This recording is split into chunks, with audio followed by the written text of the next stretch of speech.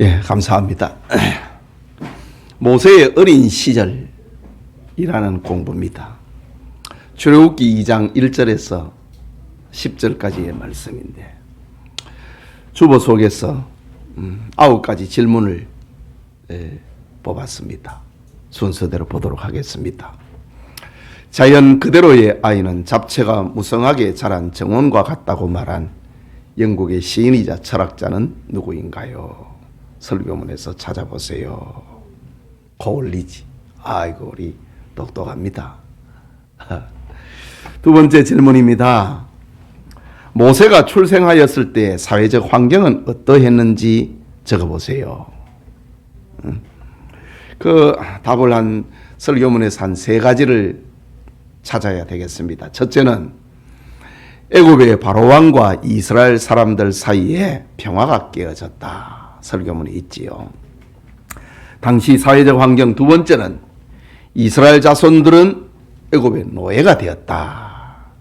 세 번째는 이스라엘의 남자아이는 산파들의 손에 죽거나 나일강에 던져졌다. 이것이 모세가 출생했을 때의 사회적 환경입니다. 세 번째 질문입니다. 오늘날 자녀들을 양육함에 있어서 모세 시대에 버금가는 위기는 무엇인가요?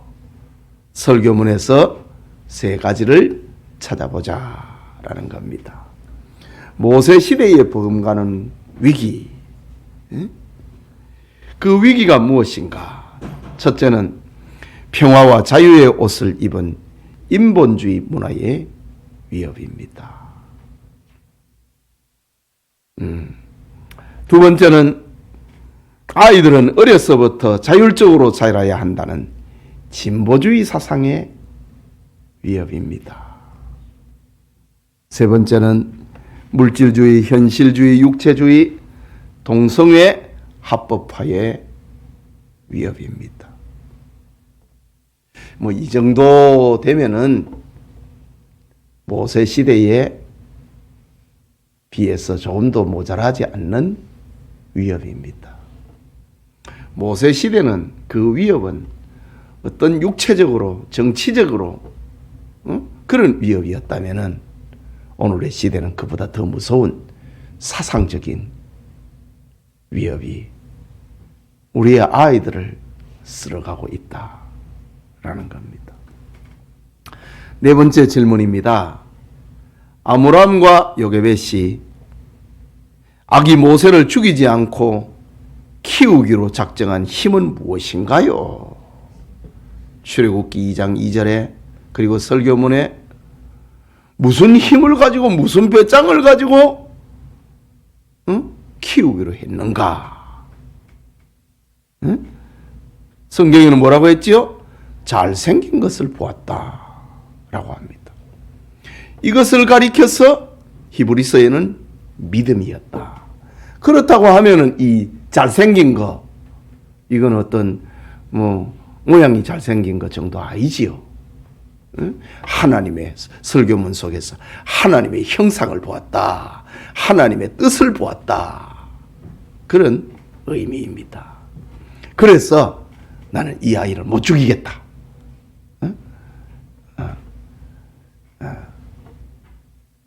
아이를 키우기로 작정한 것입니다.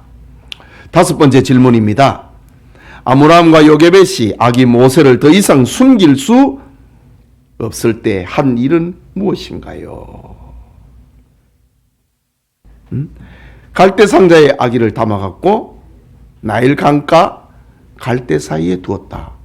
강에 그냥 훅 떠늘어 보낸 거 아닙니다. 강 주변에는 갈대가 있는데 아이를 상자에 담아가지고 갈대 사이에 두었다. 그리고 또 하나는 누이는 어떻게 되는지 알려고 멀리 서 있었다 이거죠. 애기 안 죽인다. 그걸 믿었다 이거지요. 어떻게 되는지 보자. 믿음입니다. 그 다음에 여섯 번째 질문입니다. 갈대 상자에 담긴 아기 모세를 누가 양자로 입양하나요? 2장 5절에는 바로의 딸입니다. 공주지요. 공주가 모세를 입양을 합니다. 내 아들로 만들어야 되겠다. 또 자식을 못 낳았으니까. 건강한 아이를 보니까 내 아이로 키워야 되겠다. 그런 마음이 든 겁니다. 7번째 질문. 모세의 어머니 요게벳이 받은 축복은 무엇인가요? 믿음으로 아이를 키웠다. 숨겼다. 믿음으로 아이를 갈대상자에 담았다.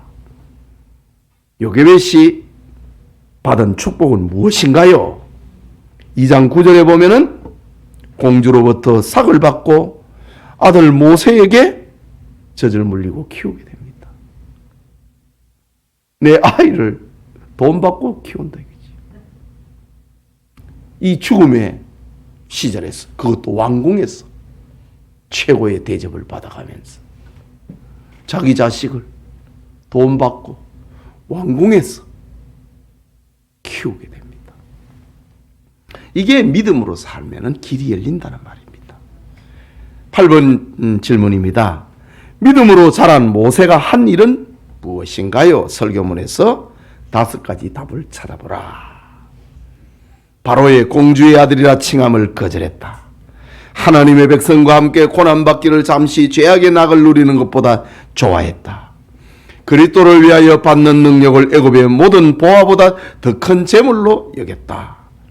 임금의 노함을 무서워하지 않고 유월절과 피 뿌리는 예식을 정하였다. 이스라엘 자손들과 함께 홍해를 육지같이 건넜다. 설교문에서 답을 찾으면 되겠습니다. 우리 녹화를 하니까 못 따라오시면은 유튜브를 통해서 방송을 보시면 됩니다. 마지막에 9번째 질문입니다. 다음 빈칸을 채워보세요. 잠언 22장 6절에 마땅히 행할 길을 뭐에게 가르치라? 아이에게 가르치라. 그리하면 무엇을? 늙어도 그것을 떠나지 아니하리라. 어릴 때, 주일학생 때, 엄마 품에 있을 때 마땅히 행할 길을 가르치라 이거지. 마땅히 행할 길. 신앙을 가르치고 지금 뭐 수학을 가르치고 영어를 가르치는데 막 전력을 투구하는데 그거 아닙니다. 마땅히 행할 길. 예배를 가르치고 순종을 가르치고 교회를 가르쳐야 된다 이거지. 감사를 가르쳐야 된다. 그리하면 늙어도 그것을 떠나지 아니하리라 했습니다. 2번째 질문입니다. 우리는 환난 시대를 살고 있지만 무엇으로 아이를 키워야 된다? 믿음으로 아이를 키워야 합니다. 아이들의 얼굴에서 자기의 무엇과 자기의 무엇을 만들려고 찾으려 하지 말고 자기의 뜻과 자기 욕망을 만들고 찾으려 하지 말고 하나님의 무엇을 보고 형상을 보고 하나님의 무엇을 찾아야 됩니다? 뜻을 찾아야 됩니다. 설교문의 마지막 결론 부분에 나오는 문장입니다. 자, 이렇게 우리 구역 공부를 인도하시기 바랍니다. 기도합시다.